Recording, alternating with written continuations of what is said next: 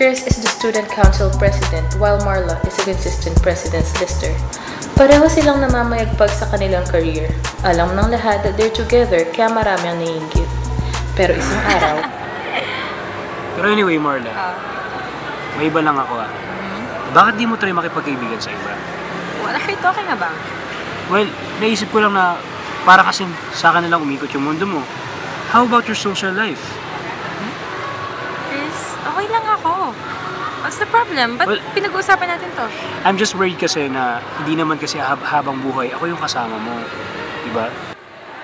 Are you breaking up with me? Of course not. Naisip ko lang na baka magsawa ka sa akin. Chris, let's just stop this nonsense. But Chris, Marla, stop it! But Marla?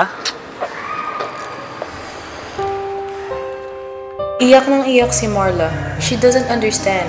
Pakiramdam niya ay tinutulak siyang palayo ni Chris. Marla, ba't parang umiyak ka yata? Hindi. Problema. Mavi and Marla became friends, habang si Chris naman ay naging busy sa student council. Oh! Marla, ba't nag-isa ka? Nasaan si Chris? He's at Lubao planning for the student council para sa university days. Can I join you? Sure. Mas lalong naging close si Mavi at Marla at lagi namang busy si Chris. Napansin na ng iba ang closeness nila kaya may mga nang iintriga na. Break na ba yung si Chris at saka si Marla? Actually, ewan ko, pero kasi lagi mo nakikita si Marla at si Mavi na magkasama.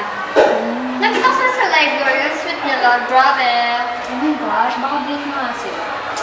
Kawawang Chris. Hindi ka ipet-expect. Hindi ka alam mo siya. Pero siya tulo ako kanya. Oh, Ma! Andiyan ka pala. Uy, actually I have to go na. Ito lang. Bye! How's your day? Marla, may problem ba? Wala. Pagod lang ako. Sure. Yes. Pero you know, I'm happy na you're getting close with Mavi. Si Mavi. Siya yung nakasama ko ng mga panahon busy ka. Well, he's a kind guy. You should spend more time with him. Chris, why do I have this feeling na you're pushing me away? That's not my point. All I want is for you to have more friends. New friends kumbaga. Chris, let's not talk about it.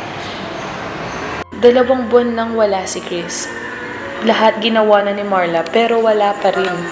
Pwede yata. Kasi ako makatulog eh. Nag-aalala kay Chris, ni text o call, wala.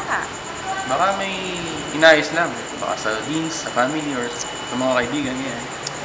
Tumawag na ako sa deans, wala din daw silang alam. Bakit ganun, Ma? Okay lang yan, natawag din siya. Sa mga araw na wala si Chris, si Mavi ang kasama ni Marla, kaya hindi nito napigilan na mahulog ang loob nito sa kanya. Malito. Hindi ako pwede magkagusto sa kanya, Marla. Paano si Chris? Paano siya? Oh, Marla, nandiyan ka pala. Saan ka nagre-reply? Ano ba nangyari? Ba't mo ko hinahanap? May kailangan akong sabihin sa'yo, importante. Kasi may sasabihin din ako eh. Kailangan ko nang sabihin to, mauna na ako. O sige, ano ba yun? Nabibigyan ka pa rin. Dear Marla, hi. Kamusta ka na? It's been 3 months simula nung mawala ako. By the time siguro na mabasa mo to, malamang nasa States na ako. Sorry kung hindi ko nasabi ka agad. Ayaw kasi kitang masaktan. 4 months ago, I was diagnosed with cancer. Hindi ko alam kung paano ko aaminin. Kaya naghanap na lang ako ng way para unti-unting mapalayo ka sa akin. Para kung mawala man ako at malaman mo ang totoo, hindi na siya ganun kasakit sa'yo. Alam kong maintindihan mo ako. Si Mavi nga pala, pinsan ko. Pasensya kung itinago namin. Pero anumang mangyari, just continue with your life. Mavi will take good care of you. I'll try to be back but I won't promise. Mahal kita, Marla. Sana maging sapat yun para mabuhay pa ako. I'll see you in God's grace. Loving yours, Chris. Marla, magpakatatag ka. Kung di mo na kaya, nandito lang ako. Mahal kita. Marla, Pasensya pala kung hindi ako nakakapagpakita I sa'yo. understand. Alam mo na ba yung balita? Balita? Ano yun? Si Chris pala, yung pinsan mo. Kamusta na? He died yesterday.